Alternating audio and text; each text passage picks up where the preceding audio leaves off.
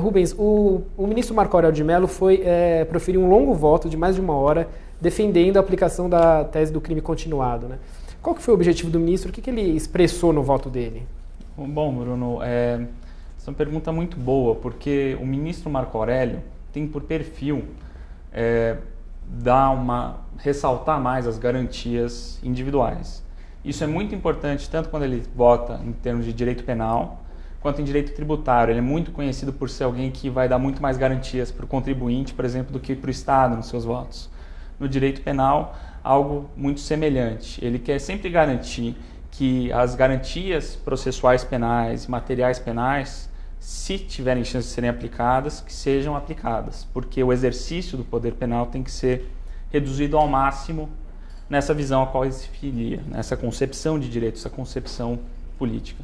E sobre o crime continuado especificamente, é um instituto que foi criado para garantir que não houvessem maiores distorções na hora do resultado da aplicação de crimes ou de condutas criminosas que fossem sendo realizadas aos poucos.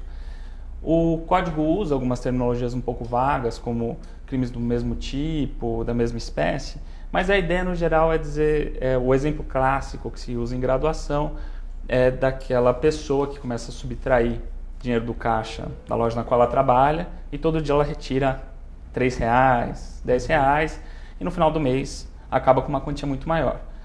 Esse Instituto do Crime Continuado vai considerar que houve só um crime, um grande crime, que foi se concretizando aos poucos, que era, aliás, o único modo de se concretizar. Então, por exemplo, se ela rouba um pouquinho todo dia durante um mês, ela não cometeu 30 crimes pela tese do crime continuado, ela cometeu um crime só de roubo. Sem esse instituto, você teria a soma de cada uma das penas de pequenos roubos. Isso seria desproporcionalmente muito maior e a pena seria muito maior do que uma pessoa cometeu um assassinato, por exemplo. E foi um só.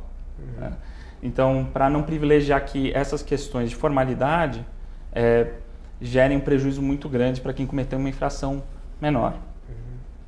Então, mas o ministro Marco Aurélio, ele propôs fundir crimes diferentes. Alguém já tinha votado nesse sentido alguma vez, de pegar crimes lavagem, corrupção, peculato, aplicar o crime continuado?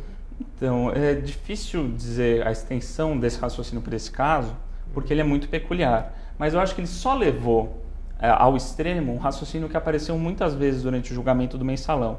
É de que tudo se tratava de um grande empreendimento criminoso, voltado à finalidade de comprar votos e de corromper o sistema democrático e tudo mais. E ele diz, bom, se tudo que foi realizado de lavagem de dinheiro, a corrupção, a formação de quadrilha, exceto a formação de quadrilha que é autônomo, mas todas as outras condutas foram realizadas com um único intuito de fraudar o sistema de votação, talvez a gente devesse aplicar esse benefício. E a maior parte dos ministros rechaçou isso porque a aplicação deste instituto geraria uma distorção. Eles entenderam que, apesar de haver um grande empreendimento criminoso, a forma como foram concretizados esses crimes deveria ser considerada de maneira conjunta.